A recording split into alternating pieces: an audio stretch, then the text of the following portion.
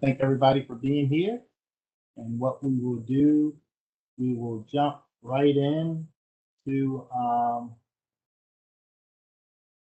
Department of Economic and Workforce Development. And I would ask Ms. Lisa Esper, is that right? Yes. Go right ahead and start us off. Okay. Good afternoon, everyone. The proposed FY22 budget for the Department of Economic and Workforce Development totals $19 million, a decrease of $31.6 million, or 62.5% from the FY21 budget. The general fund portion of the budget totals $1.7 million, an increase of $275,000, or 18.7%, primarily due to the addition of a workforce development program, as well as personnel costs. The special fund portion of the budget totals $17.2 million and decreases by $31.8 million, or 64.9%, primarily due to federal and state emergency relief grants received in FY21 in response to the COVID-19 pandemic. On page 2, the pie chart shows how the proposed funding will be allocated across programs and types of spending. The revolving financing fund accounts for almost half of the budget, with program and grant funded personnel costs accounting for about a quarter, and the remaining costs primarily allocated to workforce development grant programs and tourism. On pages 3 and 4, significant changes in the budget are summarized, including general fund increases of $101,000 for the new workforce development program and $174,000 for economic development, primarily for personnel changes and salary enhancements, and special fund decreases of $31.8 million, primarily due to FY21 COVID-19 relief grants. On page 5, the analysis identifies no specific operating budget reductions. However, to the extent that the proposed budget includes funding for expenses that could be reimbursed under the $161 million in anticipated, but not yet budgeted federal funding to the county government, additional reductions could be made. More information on the spending plan for those ARPA funds may become available as the council considers the administration's request to appropriate the ARPA funds under Bill 4221, which is on the council's May 27th agenda. Other topics for discussion, which begin on page 5, include workforce development, the revolving financing fund, the impact of the COVID-19 pandemic on operations, personnel, the tourism program, organizational grants, Trade Point Atlantic and Aviation Station, and the anchor strategy. At this time, I would like to turn it over for discussion. Thank you very, very much. Appreciate it very much. Any questions by any of the members? Okay, Director Howie, you can take it away, sir. Okay, well, thank you very much, Mr. Chairman, members of the council. It is a pleasure to be here. This is actually always one of my favorite times of the year, whether it's at the local, state, or federal level, to have the opportunity to explain, to talk about all the great work that we're doing and why we need the budgetary support that we need. Would you just like me to go down the list of things to talk about, or Sure. Or would you like me to respond to particular questions? Well, you can tell us about, whatever you want to tell us, and then at some point shift to the questions and answer the questions. Okay, well, let me just start off with, as I tell the county executive repeatedly, it's okay to not call me new anymore. Just hitting my, I can't believe it's been 6 months, anniversary here. I fully embrace the mission and just continue to enjoy the work that we're doing on behalf of the people of Baltimore County. I'll start with kind of a recap of where we found ourselves during COVID, and that's for a department of our size and activity.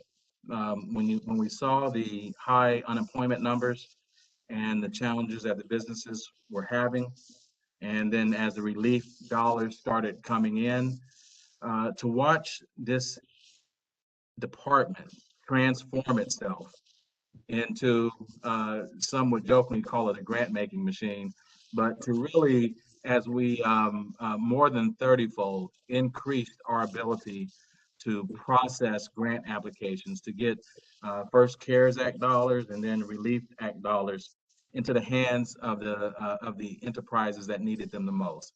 That was extremely rewarding to watch that transformation. But it does come with some challenges. We received, as we've mentioned many times before, we proceeded without any new staff in executing those functions. So that meant that the core functions that the staff had who executed these grants were largely from the Division of Economic Development. So that meant that some of the core activities that they were doing had to be lessened, had to be shared, had to be put off until these important grant dollars could get out. So I couldn't be more proud of the effort that the entire team has put forward into making these grants happen. We also know that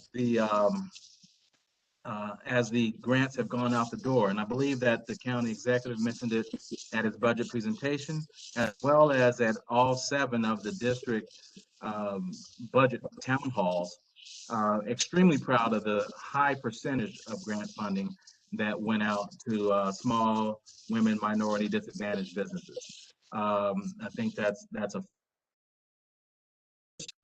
we were very conscious of that, and we continue to look forward to doing more in that area, and also just really the fact of what good dispersion the grants had throughout the county. I know that you all, because you've expressed this in one of my early work sessions with the council back in December. I know you're looking forward to that final recap when the state of emergency is lifted and we can get to a reporting of kind of who got what and when. I look forward to compiling that information and looking at the story that we can tell as a county. So COVID clearly has presented challenges for everybody, but for this department in particular, we actually had to adjust what we did as a core mission in order to get the help and the relief to the residents as they need it. I'm just extremely proud of that. So with that, as an overview, I can go down the list of questions or just respond to the questions that the council has. Go down the list of the questions and then we'll. Okay. Okay. Oh, Okay. I'm hoping it's in the right order. Councilwoman Bevins, that you have something right now? Yes, if you don't. Go right ahead. Okay, thank you, Mr. Chair. So Mr. Howie, it sounds like I was going to ask you how successful the grant programs were, and I can already tell that they were successful. Could you tell me about how much? I think the last time you talked, you said maybe 20 million or so. Can you tell me what that final number has been of grant money that's gone out? Oh, well, the clock is still ticking on that with the latest round of grants that are going out, that second round that's going out to restaurants. So that number will likely tick up to around 25 plus in the short term. And then we have even more grant programs that I briefed the council on coming down the pike. Some are somewhat smaller.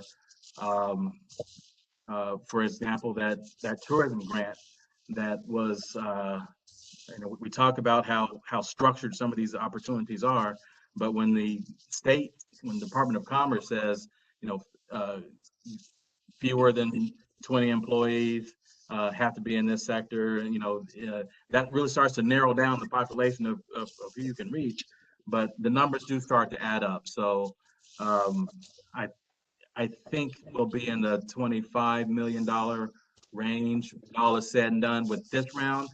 But then we have the next round of more Relief Act money, more separate money from the state, and of course the large ticket item, the American Rescue Plan Act fund as well. So, I halfway jokingly tell the team that we are more than DOOD. We're more than Department of Economic and Workforce Development.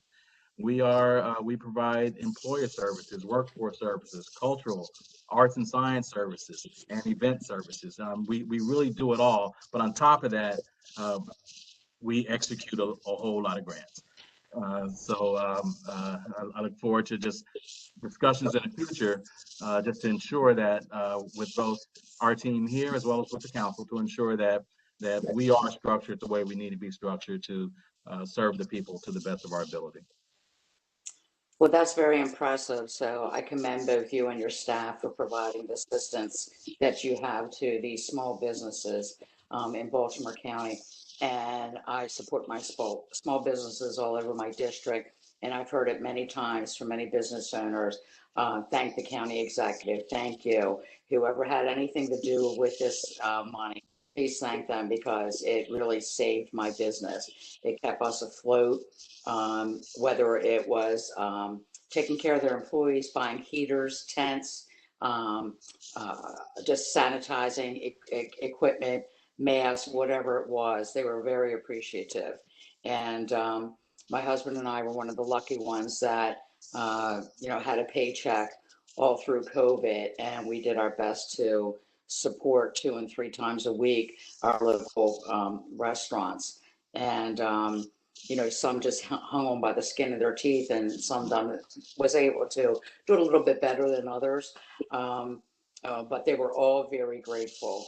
And they said it was painless. So that's the most important part, that people, it wasn't a hassle for them to do it. It wasn't a lot of red tape. They said your staff was very helpful. So I just want to thank you on behalf of all those small business owners. And I'm thinking that besides the health department, you were probably the next in line for dealing the most with COVID, I would think. Well, that direct financial assistance, because when you look at it, we took grant funds from both Labor Department and Commerce Department.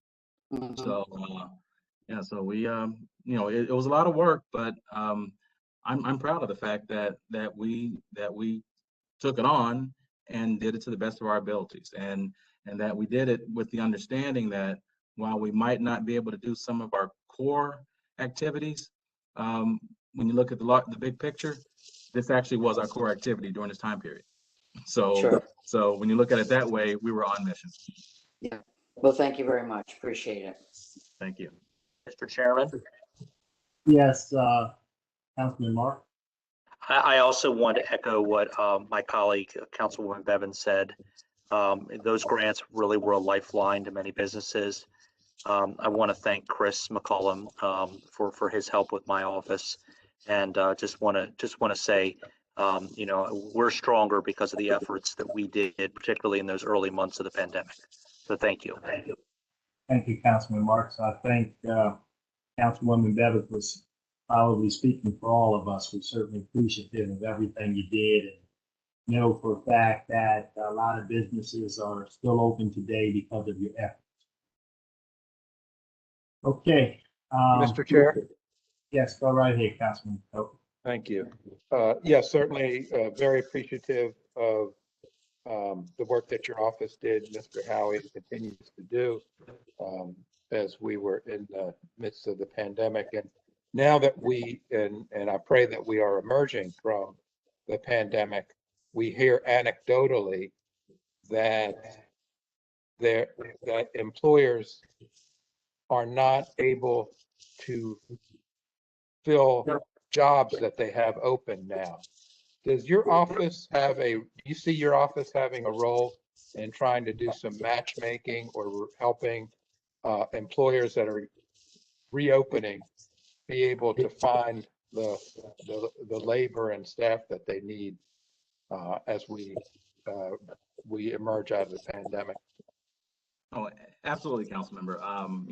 We are the Department of Economic and Workforce Development. So that means that just the frontline functions that we serve are multifold. One is to connect those job seekers who come through our either real or virtual doors to opportunities that have been listed, helping them to fine tune their resumes, linking them to training opportunities with our core partner, which is CCBC, getting them the skills that they need to pursue those opportunities.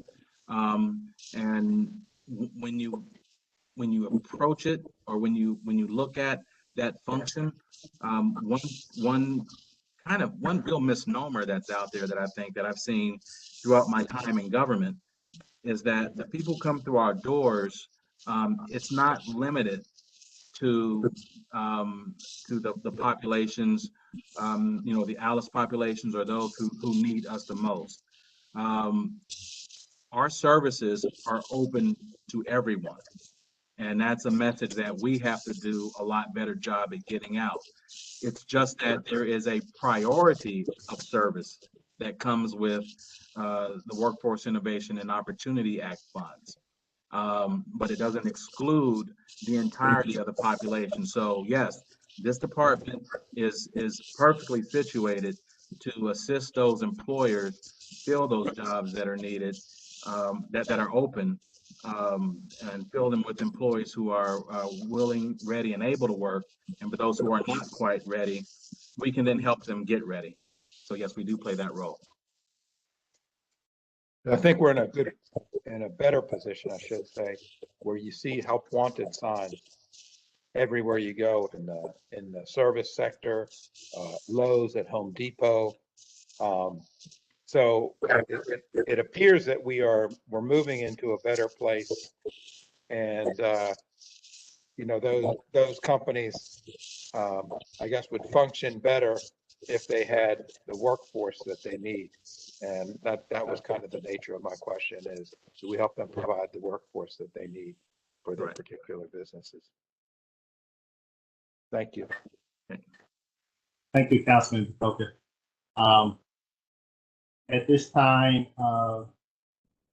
Director Holly, why don't you go ahead and go after some of those questions that you may not have answered during the presentation. Okay, well, let's stay with workforce related issues to start. I know there was a question about Job Connector. As you know, Job Connector is really the county's signature workforce development initiative to date, that's designed to match job seekers with the in-demand training and employment opportunities that are out there. When I arrived this winter, it was clear that between just the change in departmental leadership and COVID, that really put a damper on a lot of things in government, clearly, but on the ability to actually fully engage in the job connection activities, because in many respects, the unemployment insurance benefits that were being provided by the state, they were significant, but more importantly to us and to what we do, the state removed the obligation for people on unemployment insurance to pursue employment opportunities. In times past, absent a pandemic, as the condition of receiving their unemployment insurance benefits, they'd have to register with us and certify that they've been looking for employment, which engages us, which activates our staff in order to provide that assistance. Without that requirement, we just didn't have that demand. So it made logical sense to make better use of those funds, of those Job Connector funds, to fund allowable cost related to the individuals who were charged with really planning and executing our core workforce activities. A lot of youth activities and some other adult work. So we were able to use some of those Job Connector funds to help those salaries, support those salaries of the individuals charged with working on those issues. But as the economy starts to open up, and as we are moving toward a recovery strategy, and with the support of the county executive and the county administrative officer, I want to use those Job Connector funds as intended to really spur sector strategies, career pathways in the most in-demand occupations and industries that we have. And so the Job Connector funds, we have that balance in there. That balance is spoken for because I intend to make good use of those funds in because I don't have a great name for it yet, but it is our Earn 2.0 program that we're going to be launching. That's going to make all those necessary connections. And so that becomes a viable and necessary funding source for us that for that amount of money allows the county to use Recovery Act dollars, for example, elsewhere. So I'm excited with that opportunity to really make use of Job Connector funding and to really push the Job Connector concept into this Earn 2.0 model. So that's what we're doing with that balance that the auditors had identified with Job Connector. I can stay on workforce and go to youth programs or address any further questions on Job Connector. No, keep on going. Okay, youth programs. What are we doing to really push that program forward?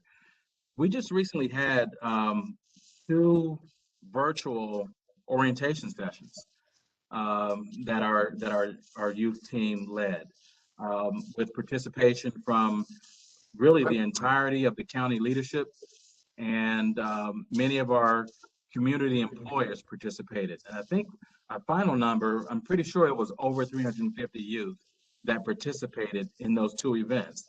And for those of you who haven't had a chance to participate in a virtual setting with large numbers of youth, many of them actually kept their cameras on because they don't do that typically.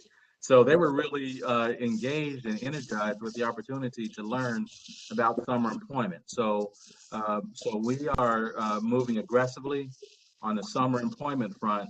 And I think our main challenge is going to be, do we have enough employers to have employment homes for everyone?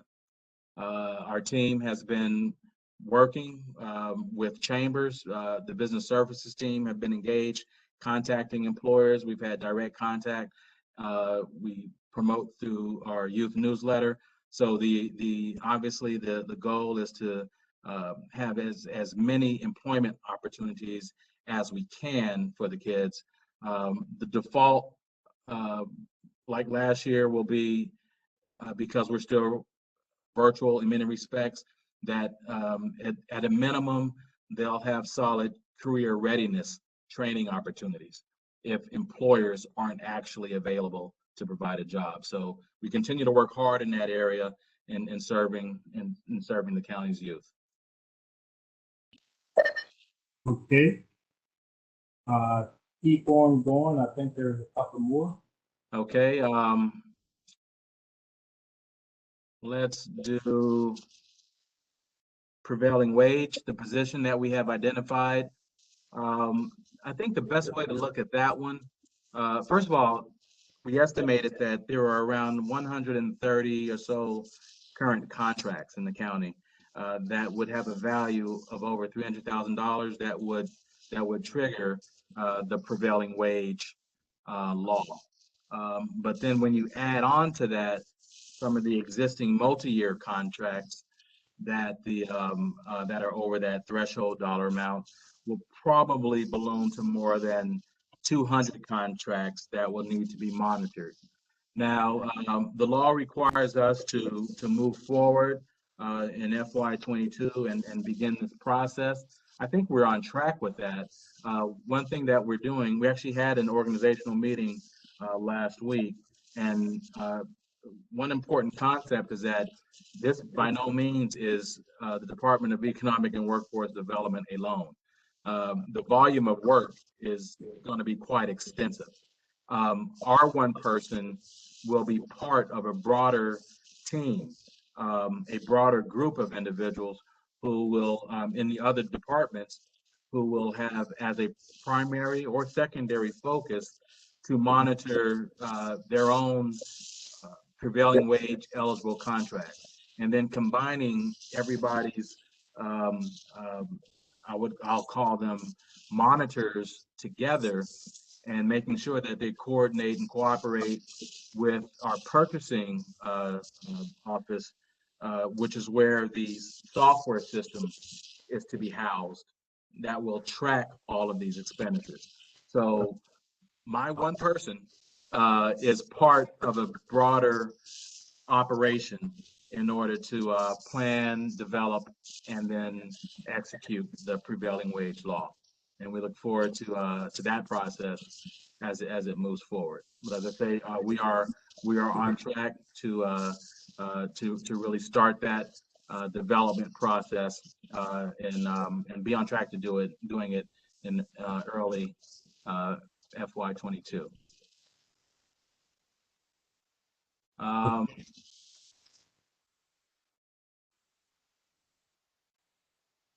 Real quick on economic development, and there was mention of aviation station and TPA. Like with everything, unless you were a warehouse operator, which is like is a gold mine during these times, it does take a little bit more time and attention and effort, but we continue the process of developing prospects to be tenants at the aviation station and at TPA, working with the owners and operators there. Nothing that's at the point to report to the council at this time, but as soon as those conversations turn more material, we will definitely come before you and discuss what's going on there.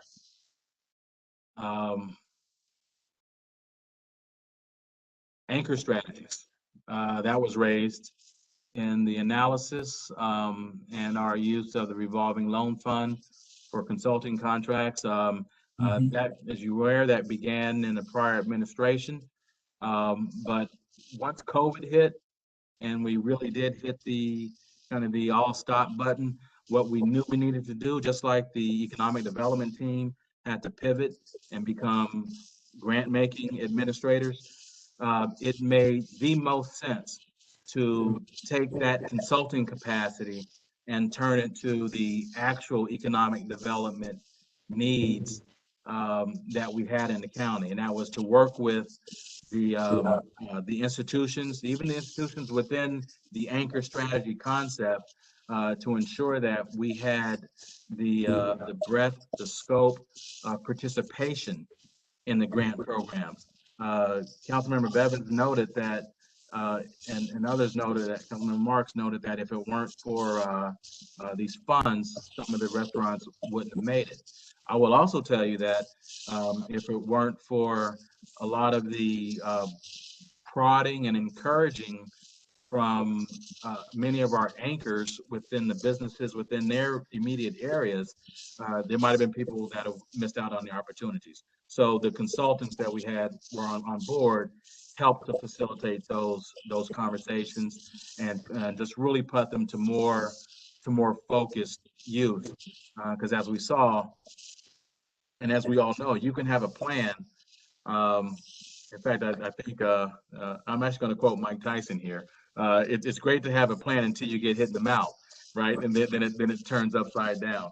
I think that's what COVID did to everybody. We had an approach of what we were going to do with the anchor strategy concept, but because the economy went upside down, we had to adjust, pivot, and then put our existing resources to much better use.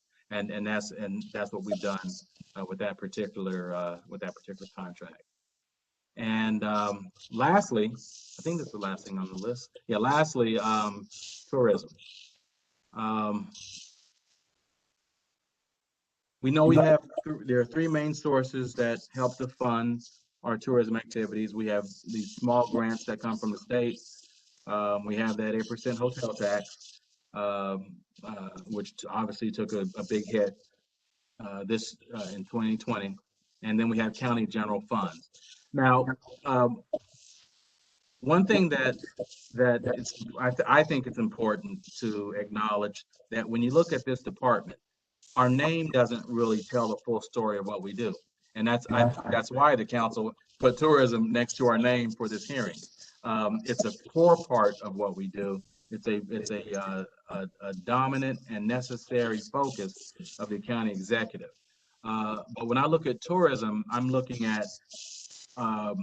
actually looking at the arts and sciences culture. I'm looking at the what we know to be typical tourism type of institutions, organizations, activities. And I'm also just looking at events, things that we can put on in the county, things that we can support that will encourage people to come. And when you take that approach, I think you have to look regionally at that. Baltimore County does not exist in isolation. We are part of a broader region that includes several jurisdictions.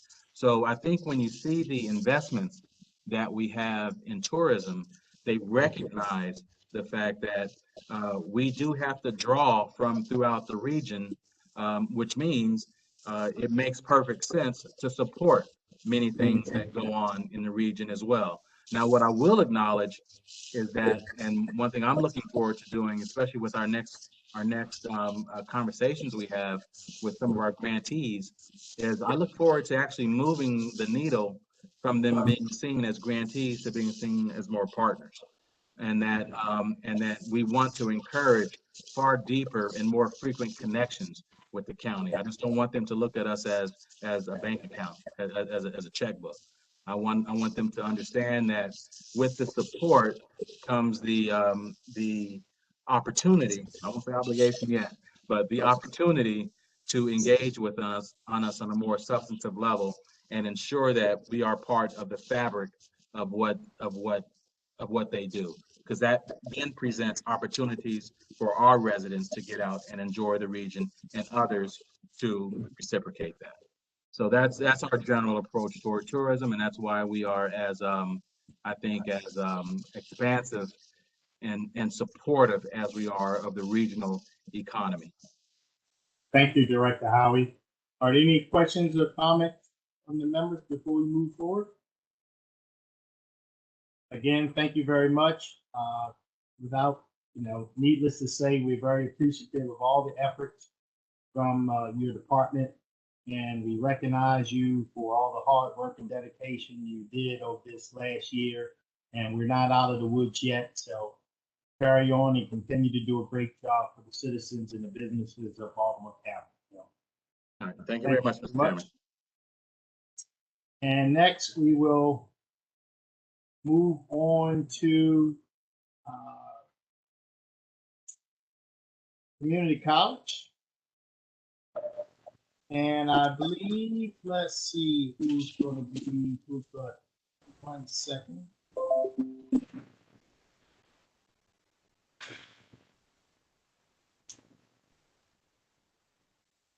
We're going to start off with Michael Walt. Thank you. Good afternoon. The proposed fiscal year 2022 budget for CCBC totals $257.6 million, an increase of $913,000 or 0.4%. Little louder, Michael. Or 0.4% over the FY21 budget. The general fund portion of the budget totals $73.2 million, an increase of $4.5 million or 6.6%, primarily due to personnel expenses, including COLA and step increases. The special fund portion of the budget totals $184.4 million, a decrease of $3.6 million or 1.9%, primarily due to an anticipated reduction in federal direct lending to students. However, because the state rescinded $6.3 million of the state aid CCBC budget in FY21, the effective change in special funds is actually an overall increase. Our analysis identifies several budget highlights on page 5. This analysis identifies no specific potential reductions. However, to the extent that the proposed budget includes funding for expenses that could be reimbursed under the $37 million in anticipated but not yet budgeted federal funding, reductions not to exceed $4.5 million could be made without jeopardizing state aid. Other discussion topics follow in the budget package beginning on page 6. where we first present CCBC's COVID-19 response and stimulus funding. The analysis also presents updates on the College Promise Program and early college high schools, the college's establishment of its own rainy day fund, and plans for tuition and fees, enrollment, capital projections, collaboration with the county's Department of Economic and Workforce Development, and collective bargaining. At this time, I would like to turn it over to discussion. Thank you very, very much, Michael. And now we will pass it on to Dr. Kirkinitis. Well, hello, Councilman Jones and council members.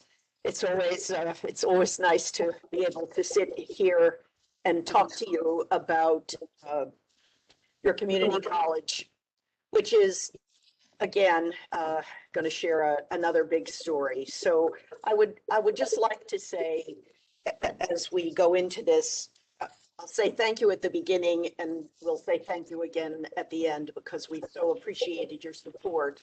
But I will tell you that this has been, of course, for all of us, and definitely for us at the college, a really challenging, but we think successful year. And we were actually paid a really significant compliment a week ago when Dr. Miguel Cardona, who is the United States Secretary of the Department of Education, visited our campus. Now, Dr. Cardona could choose any one of 1,000 community colleges to visit, and he chose us, and he did so for two reasons. And I'll just tell you what they are briefly, although many of you have heard me and others from the college speak to what we did this year. So he knew, before he came here, he knew that we had made the extraordinary decision to remain open this year so that students who could not handle remote instruction were able to receive it on site at CCBC, as well as those who could do remote. And we also took a huge risk and rolled out something we called our tuition-free program. We had a great deal of stimulus money, which you will read about in our testimony, but we used we just took every penny we could find from stimulus, from the college, from Pell Grants, from the county and the state Promise Program and the state scholarships. We took everything, rolled it into one pot, and were able to provide substantial full and partial scholarships for 81% of our students who attended in the fall. And we don't know the spring number yet, but we anticipate that will be roughly the same. So I share this with you because truly we were very honored to have the Secretary of the Department of Education come to visit us. But really, in a very significant way, our story has been one that certainly mirrors the one we just heard from Director Howie. And Dude, by the way, is a great partner of CCBC. I'm glad he mentioned us because we always mention him. But you see, what we found in our year, when we've learned so much, to tell you the truth. But in truth, if you think about what we were able to accomplish this year in a crisis, in a pandemic, and then you think about the fact that your community college has actually far exceeded two national metrics, one being the National Clearinghouse published again just recently that community colleges across the country have seen a minus 10% in their credit enrollment and minus 30 for minority students. And your community college actually, because we were open and we had this tuition-free initiative, we actually are finishing our year roughly 1.7% above our projections. So all of our colleagues, everybody that I know in this state, 2 and 4 year, are all saying, oops, minus 10, minus 20, minus 32%. CCBC, we've made and exceeded our enrollment to budget projections. And then the second part of this that I want you to be aware of, because you are so attuned to the challenges of the county population, many who lost their jobs, many who are still out of work.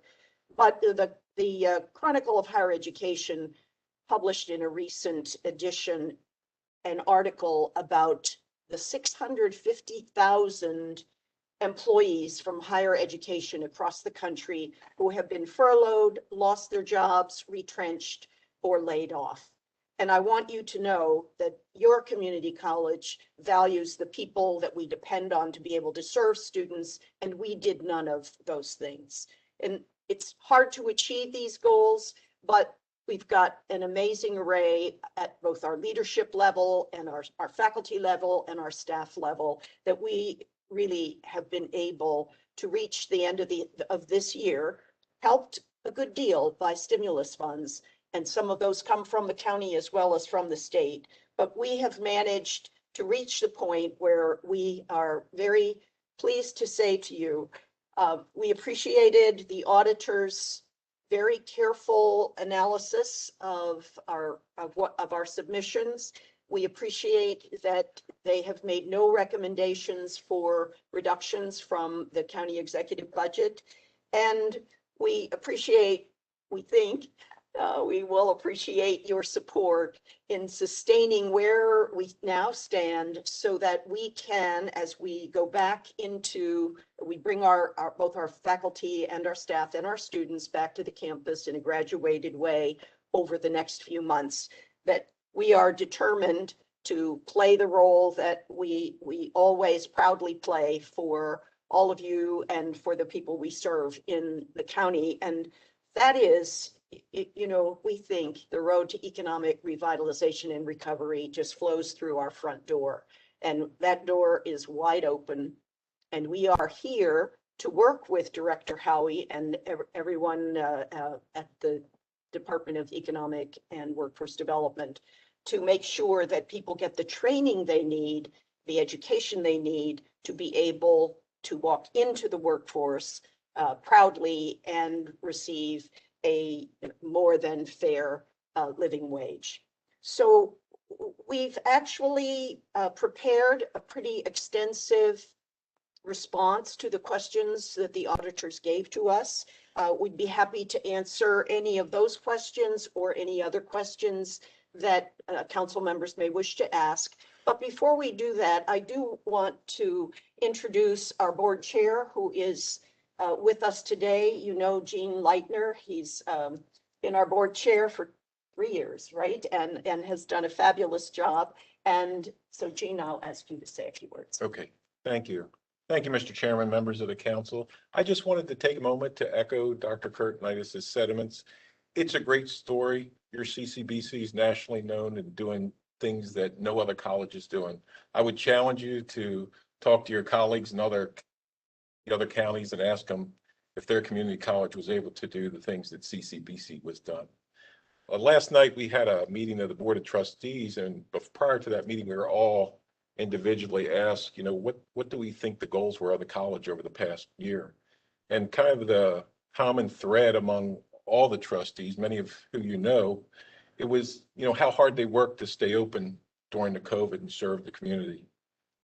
The ability to increase enrollment when college nationally and locally were going down, and the ability for them to maintain the faculty and staff, which is a challenge, but it's being good stewards. And that's exactly what we're able to do.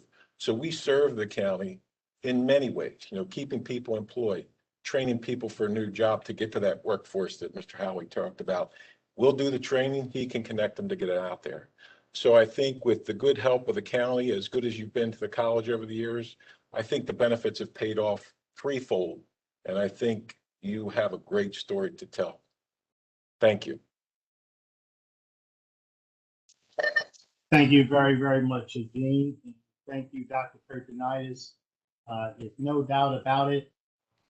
Community college is a very, very impressive, important gem in Baltimore County. You change lives. You have over 100+ programs. So you have something for everyone. And every day we make it more and more affordable for everyone. Prior to all of these initiatives in terms of helping with tuition, prior to them, it was always a tremendous and fantastic value for what you get. Being able to get to a place where you're able to, like you said, earn a very decent living and, not walk away with $10 million in student loans and spending half your life in college. So we certainly appreciate you very much. And before we get into the responses, I will open up the floor to any of my colleagues who have a question or comment before we get started. Hearing none, I'm sure I'm speaking for all of them because, we get support you so much because we know the great work that you do. And like I said, you change lives by giving people opportunities. So I'm just impressed with the 100+ programs. So why don't we start with answering some of the questions, Dr. Kirknight? Okay. Okay, and I have Melissa Hopp, whom you know, our Vice President of Administrative Services, and also in this room, as we always bring everybody that might possibly be able to answer a question better than I can, or our board chair or Melissa. So we'll just take them as they were presented. And the first question relates to the COVID-19 response and stimulus funding. And I think that I would ask Vice President Hopp to quickly summarize what we have done, since it is she who has been in charge of the very impressive array of hygiene protocols that we put in place so that we were able to be open. And I would also add, with the way in which our sites were prepared for on-site faculty, staff, and students in the whatever percentage, 20% last fall, 30% this spring, we have had an extraordinarily low COVID infection rate on our campuses. So Melissa, would perhaps you just walk through quickly some of the information that we prepared? Yeah, certainly, Dr. Kurtnitis, and I will share that CCBC received funds from each of the stimulus bills. The first batch was 9.8 million and already spent the majority of those dollars going directly to students.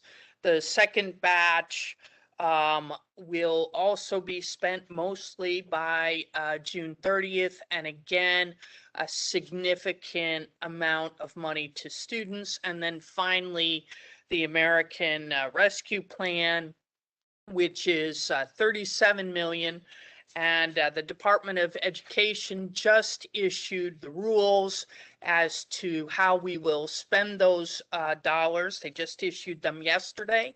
But let me say that the majority of the expenses will support students in direct grants to students that they can use for tuition or living expenses. And then we'll also use those dollars to keep us safe, to implement evidence-based practices related to COVID, and to assure that students are able to continue their education. I think that we've detailed, there have been 5 pillars that have marked our COVID response, and it starts at the front door to our campus as people are scanned, and it goes all the way through their experience on campus, hygiene, disinfecting, and ending with case management and contact tracing in the event that someone becomes ill. I think that you see most of that. I'll ask Joaquin to say a few Yep. words about that. And so related to the instructional protocols, I'm going to turn it over to my colleague, Provost Martinez. Yes, and if I might introduce our provost, he is new with us. He'll be finishing his first year, but it was immediate upon his arrival last July 1st that we asked him to determine how in the world could we do both on-site instruction and remote instruction to the 18,000 students that were going to walk in the door in the fall. And he's done a fabulous job of doing that. So if you would perhaps just summarize, Joaquin, what those were. Thank you, President Kurtenitis, Vice President Hop. Good afternoon. I'm delighted to speak on behalf of what is a vibrant and diverse community at CCBC, one that really reflects the broader community and the students that we serve. So coming into following the shock of the COVID and the impact on instruction that COVID had for so many of our students, we knew right away that we had to be very attentive to their individual needs. There were those students who we knew would be able to step right in and continue either through distance learning or some form of blended instruction, but we were also cognizant that our mission required us to respond to students regardless of their needs. And we knew that those needs were varied and extensive. And so in collaboration with the faculty, the administration, and the deans, and including student voices, we immediately took a very deep dive and a clear focus on students' needs. Students who did not have a home environment that was conducive to learning needed a specific kind of support. Students that maybe didn't have the technology access or the infrastructure to access technology, or maybe the skill sets that would have required them to engage in distance learning needed specific attention. There were also students who needed the campus. We are proudly a minority majority campus, minority majority institution. Students very often had barriers surrounding transportation, reliance on public transportation. And so we knew that they needed to turn to us physically in our campus and had to establish a balance that was responsive to meet the broad and emerging needs of our students. All of that coupled with what we knew was a significantly more difficult economic situation as the COVID implications advanced. And so we went from the traditional instruction at the middle of the spring semester to the rethinking, reimagining, and redeploying 8 different instructional modalities that took into account the needs of the students, the needs of the faculty, the technology infrastructure of our campuses, and the specific needs of facilities related to instruction. We knew there were programs that were highly impractical for us to offer through distance learning. Students can't really change spark plugs or change the oil on an automobile if they're away from the garage where that work happens. And so how to balance the totality of the instructional needs and make them happen in a realistic way in spite of all of those barriers. I'm happy to report that, unfortunately, the initial impact was very negative. Literally thousands of our students felt the stinging of the COVID pandemic and had to withdraw from courses in the spring. But very quickly, that number reduced to just barely 200 from approximately 4,000 just a few months before. And that really is a testament to their commitment and their resilience, but also to the college's commitment to meeting the students where they were, to living our mission, and to being responsive to keeping students on track to make adequate progress and get through the finish line. And we're very proud of their success and of your support for helping us make that reality for them. Good. Thank you. Thank you, Dr. Martinez. The next topic is the College Promise Program.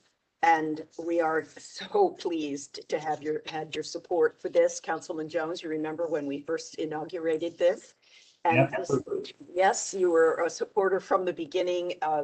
This year we had about 1,060 students who were receiving the Baltimore County Promise. And remember that program supports full-time attendance.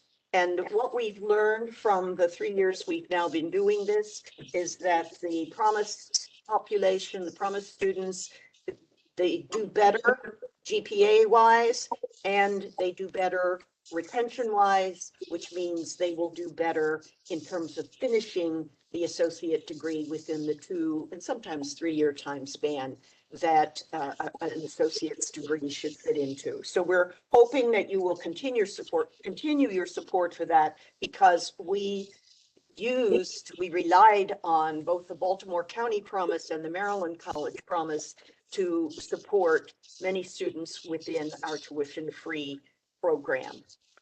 Wonderful, wonderful results, as well as very supportive of the students. I'll just give you a little snapshot also of another highly successful program, which is the Early College Access Program. And as those of you who've been on the council for a while know, that for many years, probably for the past 2-3 decades, there has been a relationship between Baltimore County Public Schools and the community college.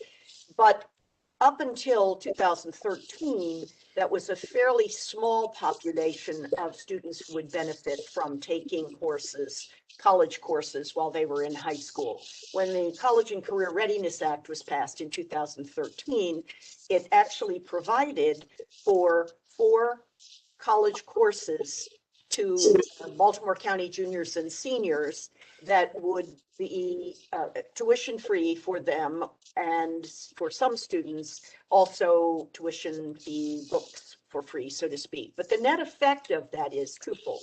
One, this past year, FY 2021, as we completed, we had roughly 1,700 students in the fall and 1,300 students in the spring, high school students taking college courses. But the second part of this wonderful relationship that we have with our public schools is that we now have 3 early college high schools. There is the Woodlawn High School, that is actually an academic-based associate's degree. So students enter as freshmen, and by the time they're seniors, they will receive both a high school diploma, and if all went well and they took all their classes, they will also receive an associate's degree, meaning they are ready, should they wish to transfer to their 4-year school right after they finish high school. That doesn't always work as efficiently as that, but we're coming to grips with how to improve that. But the other 2 are, we call them P-Tech high schools. One at Dundalk High School, and this works in the same way: enter as a freshman, finish as a senior, and sometimes it might take a little bit longer to actually complete a degree, an associate's degree in Dundalk is engineering technology. That's right. And we opened one this year at Owings Mills High School, which is manufacturing. So 2 really big, strong partners in this county doing big, strong work for the young people in our high schools. I'm going to ask Melissa to talk about the rainy day fund. Sure. So, as you may recall, CCBC, of course, is an independent agency of the county. We're not the same as a county department. And so on our own balance sheet, we must balance each fiscal year. That is, so if revenue were to decline, perhaps we didn't hit our enrollment target, or like this year, we faced a state rescission on July 1st of $6.3 million, we have no choice but to immediately cut expenses. Salaries and benefits make up more than 80% of our budget. So that effectively means we have to cut salaries and benefits when we're faced with a revenue shortfall. We've talked about this several years as we've talked about the turnover challenges that we have. Well, this year we are happy with the acknowledgement of the county executive to begin to establish a small rainy day fund that we could tap in the event that we don't hit our budgeted revenues. This is a good thing for CCBC. It's particularly important because as we go through our middle states accreditation, one of those financial metrics that CCBC continues to score poorly on is related to our financial health because we don't have a fund balance or a rainy day fund. So we'll be able to do that. We anticipate starting with a very modest $1 million this year, and then to incrementally increase that as funds become available. Kind of best practice in the industry for community colleges is 6 to 10% of the budget. Which for us would be, I don't know, would be 17 million. We're not even close to that. We're just talking about $1 million to provide the smallest of cushions in the event that next year we don't hit one of our revenue targets. And if you think about what happened to us last July when we lost the $6 million from the state, and then also we lost our county portion. So we're way more nervous and way more aware about the need for this than we've ever been. We've always known we would work in that direction, and now we're able to. Yeah, we're very, very happy that the county executive did that, and it seems like a logical and important economic tool or pushing just to smooth out some of those bumps. Yes, we can sleep a little better at night thinking we've got some cushion. I'll go on to no tuition and no increases in tuition and fees. And I'm sure you agree with us wholeheartedly that the absolute wrong thing for us to do this year would be to recommend to our board that we increase tuition and fees in an economy filled with people who are just beginning to struggle out of the pandemic year. So we're very proud that we have not asked the board to raise tuition in the past 3 years, and I'm almost certain that even if we propose this to them this year, they would say, no way, wrong time. Well, I tell you, it seems to me like it's an excellent opportunity for a lot of people to retool. Yep. And take this opportunity to learn a different skill and go in a different direction in terms of career choices. Go right ahead, I'm sorry. Yep. The next topic is enrollment decrease. And as I spoke to you at the outset, I think I summarized briefly that we're not in the same situation that most of our 2- and 4-year colleagues are. We stabilized our credit enrollment, and very strong against our budget projections. The loss that we see this year is on this year past is on our continuing education enrollment side, because we, of course, when everything went dark, we lost a lot of opportunity that we would otherwise have students coming to the campus doing hands-on. Joaquin mentioned before, you can't learn how to fix an automobile without getting your hands greasy. And that is true for so many of our short-term credentialing programs. But we are very blessed to have received twice now significant funding for short-term credentialing through the governor's GEARS fund. And I think we also received from the county as well, did we not? We did not, but I think what you're recalling is that the legislature recently passed the Maryland Recovery Now. That's right. So we are really working hard to put people into the credentialing training programs, because we have this funding which can pretty much make this kind of training cost nothing for the people involved. We've seen through this past 6 months, we've seen a decided uptick in our enrollment on the non-credit side, and we anticipate that that will continue to grow. We're not worried about it. What we saw really was a dip based on the kind of programming that is more human intensive than not. And Melissa, maybe you'll say a few things about the capital projects list. Sure, we have 4 capital projects included in the budget, and I'll just kind of go through them and talk about the timeline and what we expect. The first is a modification to the Essex Wellness and Athletics Center, where we will provide some dance studios and additional fitness center. And that project is not yet at construction, but we are certainly getting close. So I would expect before the fall that you'll see shovels in the ground. The CCBC Dundalk Student Services Center systemic renovation.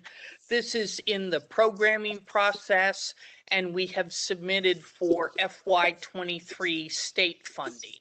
And the way the state provides funding is they will match local dollars. So we're hoping that project is funded 50-50. But construction would not begin until fiscal year 24. Another big project is our Student Services Center at CCBC Catonsville. The programming has been completed. Again, we are seeking state funding for the design in fiscal year 23, and construction, very best guess is that construction could begin in the spring of 2024. And this would be a large improvement to that campus. Not so exciting, but at CCBC Essex, starting next spring, we will need to dig up some of our underground pipes that bring our hot and chilled water to the buildings from the main power plant. And that work has been funded and will begin work next spring. Sorry, was there another Nope. one? Okay. On to a few questions about our relationship with the Department of Economic and Workforce Development. And I think you heard that certainly from Director Howie. And we do programs with them, such as the Out of School Youth Program and a work experience learning opportunity and other things that we do for different groups of people. But there's a question here about success rate with placement, which again is amply clarified in the material. But I hope that you consider this as a useful metric, that when our continuing education people contract for job placement, that we have an average completion rate of 70% with a job placement rate of 79%. So we're engaged in a lot of programming with the Job Network program and with other programs that we run ourselves or that we are contracted to run, and feel very solid about the work that our leadership and our folks do in the continuing ed area to meet those metrics. And the last item is collective bargaining. Yes, we do know that the collective bargaining bill passed and that it is set for large colleges, and of course ours is one of those, to be implemented in September of 2022. We were grateful to get a little window of opportunity to do the kind of development and negotiations. And I want to assure you, we're a college that has had for many years now, we've had 2 unions on our CCBC campuses, both AFSCME and CWA. We work very well with our partners in our campus, our college unions, and we anticipate our faculty at both full-time and adjunct will be considering this over the year. And if in the end we have 4 unions, we will continue to work with them with the same goodwill and good intentions that we have for many years with our CWA and Ask Me partners. So, Mr. Chair, that's the end of our questions. Well, Other questions? I tell you, Dr. Kurtnitis, as always, I'm just extremely impressed and at awe of everything you do. And I will tell you that, you know, I'm very happy to hear the numbers in terms of the early college access, as well as the College Promise program. But one of the numbers that I'm also impressed with is the 82% of being able to fund 82% of the students tuition free. And I look forward to the day when we can continue to increase enrollment and have 100% of the students attend tuition free. Yeah.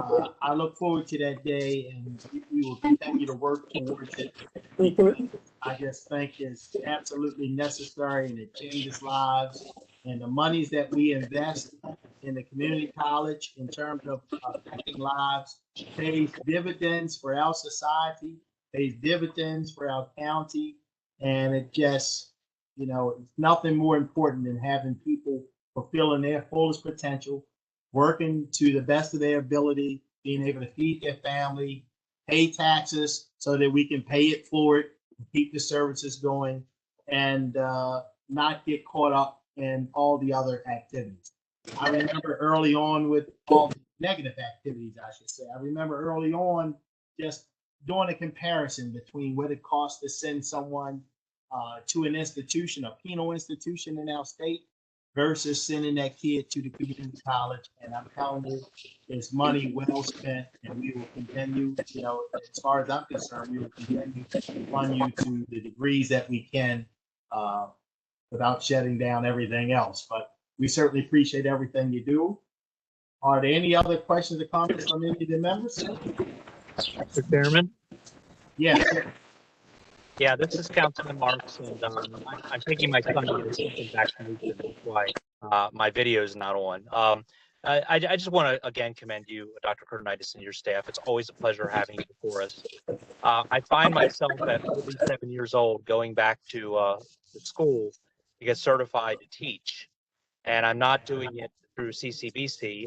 I'm doing it through another school. But I will tell you, and I want to tell my colleagues, those online classes are very rigorous. They're not a walk in the park. And, you know, I'm sure it's like that with CCBC. And I just want to commend you and all those at your college, you know, for continuing to implement such a rigorous program. It's great having you here, and the college continues to make tremendous strides. So thank you. Thank you. Good luck in getting your certification. Thank you very much. If we can give you any secrets, just let us know. Absolutely. Thank you.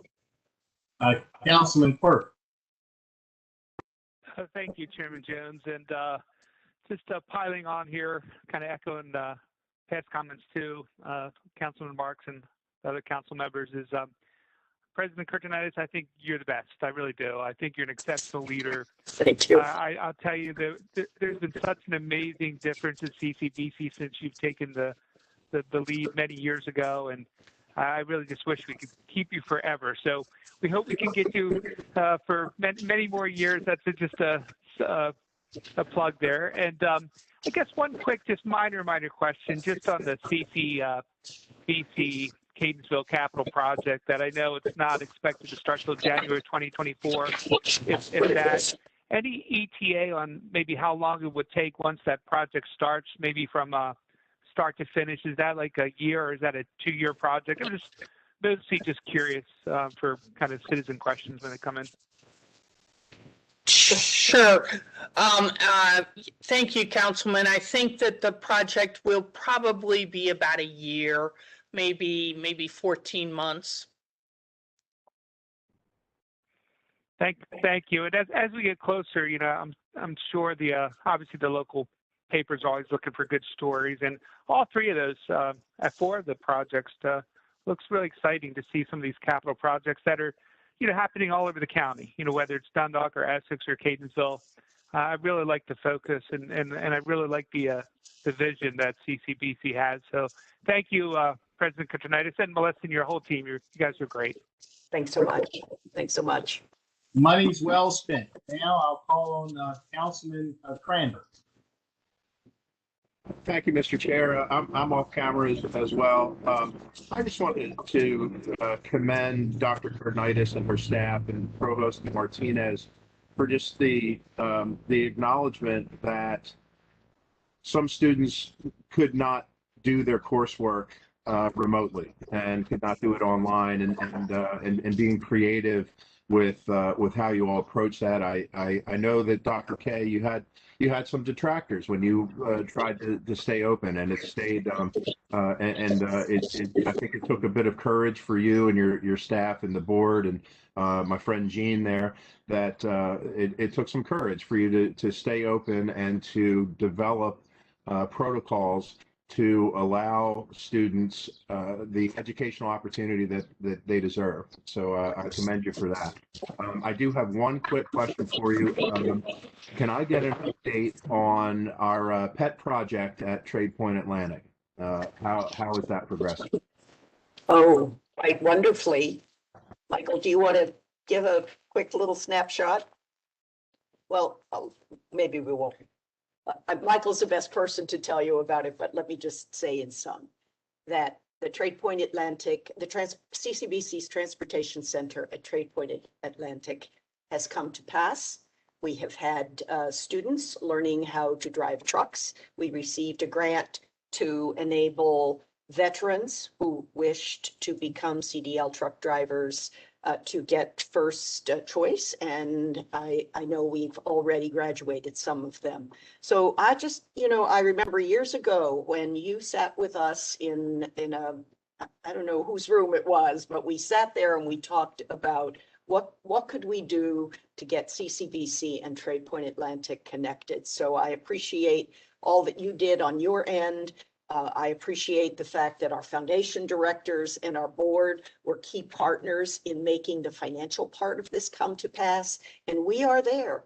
It's our 7th site. So it's been a great, this took a long time to do, but it's truly a model now. And pretty soon you're going to be seeing our trucks with CCBC, on the side of them. As students practice as they drive up and down 95. Free advertising for us. We always like to get whatever we can extra out of our expenditures. But thank you. You've been a great advocate for us in that area. Thank you, Dr. K. I'll just wrap up with just saying, you all keep up the good work. Thank you. Thank you. We will. Thank you, Councilman Crandall. Any other questions or comments before we call it a day? Yes, Mr. Chair. Yes, go ahead, Councilman Batoka. Just a quick thank you, Dr. Kotronitis, to you and your team. Very impressive presentation. And I really appreciate that I didn't realize that you offer an AA degree out of my alma mater, Woodlawn High School. Oh, yes, that's what we're doing. Yes, wouldn't you have loved to have been a freshman, sophomore, junior, and senior at Woodlawn High School, who graduated, had 2 graduations? Well, CCBS and CCBC. Well, I'm always honest, so I'll just say, to be candid with you, Dr. Kotronitis, I was happy just to have 1 degree at that time. Okay, we won't ask why. All right.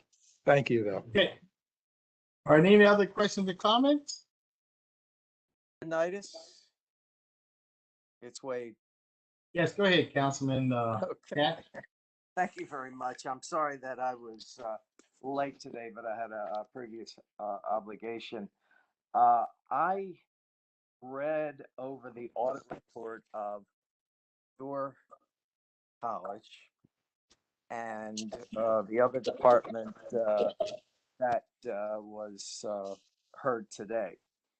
And I must say, I was so impressed looking at your audit report, looking at your budget, and seeing how you and your team were able to overcome so many difficulties to be where you are today. And you know, I know how important education is to the county executive, and I know that he and you spent a lot of time and effort to make this work. I just appreciate it so much.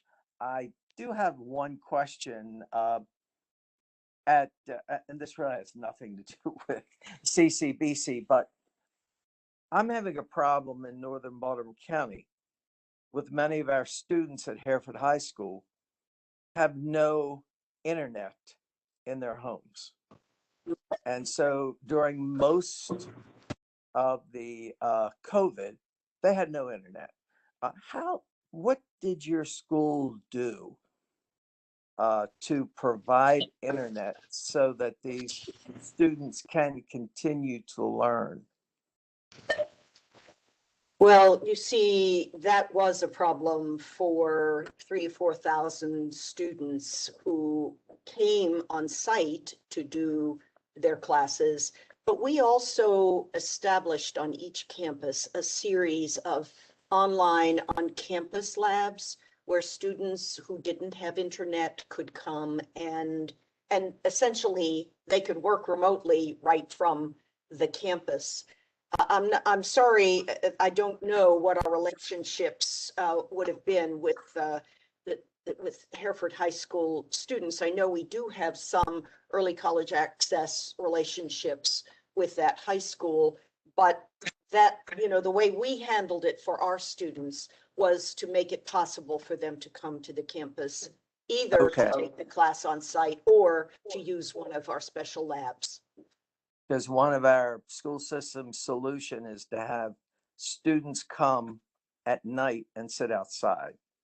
And to me, that's just not the way to go. So I'm going to ask you now, in the future, should there be some difficulty for some of our students, because they simply don't have, it's not a matter of not being able to afford it, just don't have it.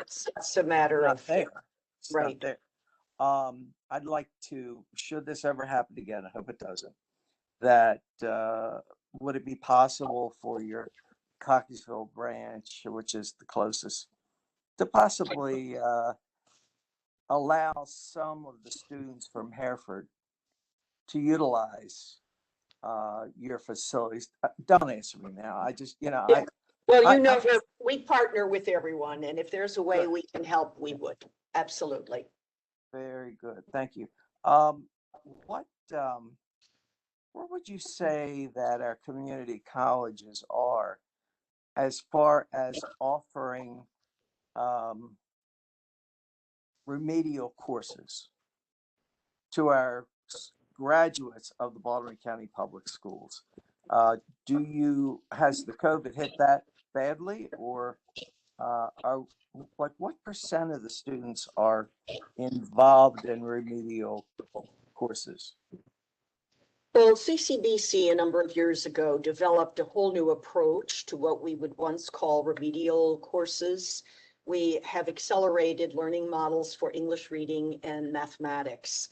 And again, I would say if you're asking because you may feel that students in the Hereford High School area have gotten behind, it's easy for us to connect with high schools to arrange for us to do this kind of accelerated refresher. We do it routinely.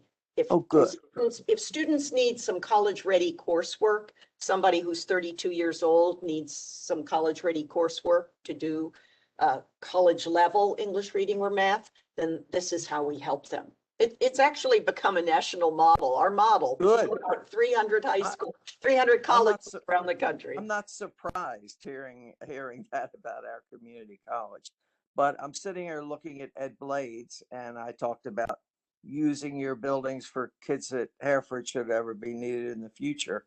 And since he's from Northern Baltimore County, he is basically, through telepathy, has told me anything that CCB needs in the future, he'll write a check. I think we're recording this, so. Oh, yeah, yeah. Who's coughing? Somebody's coughing, but I think that he's real excited, real happy, and because that, I think you're going to benefit from it. So Great. yeah, seriously, thank you so much for the job you do and your staff. Yep. I think a lot of people know that it takes quite a bit sometimes to impress me. I'm impressed. Oh, good. We got that on tape too. Thank you. Yeah, you do. Yes, you do. Thank you. Okay, fantastic. Write the check, Ed, write the check.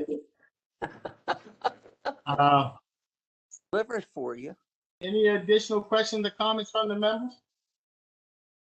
Okay, Dr. Kurtenitis, we certainly appreciate you and your team coming in, sharing your success story with us.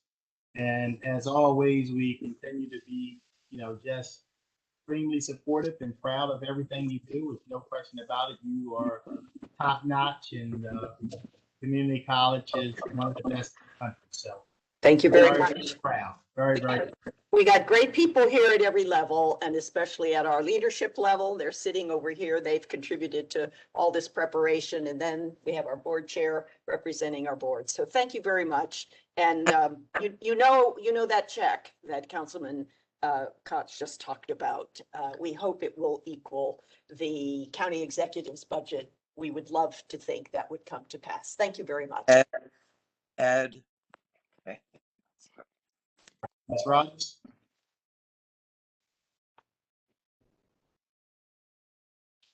You'll make that comment any second now. Before I conclude, I also wanted to thank Dr.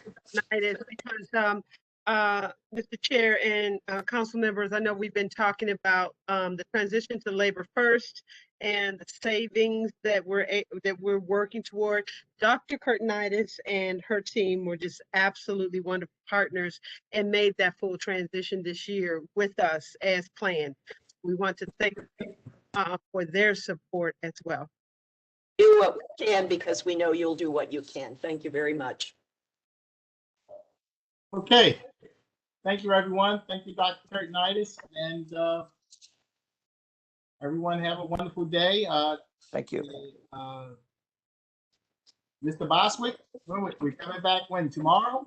Yes, sir, Mr. Chairman. I was just with your permission, I was just going to say that we'll be back again tomorrow, our last hearings of this week at 2 o'clock, where the auditor's office will present the health department at 2 and the police department at 2:30 or thereabouts.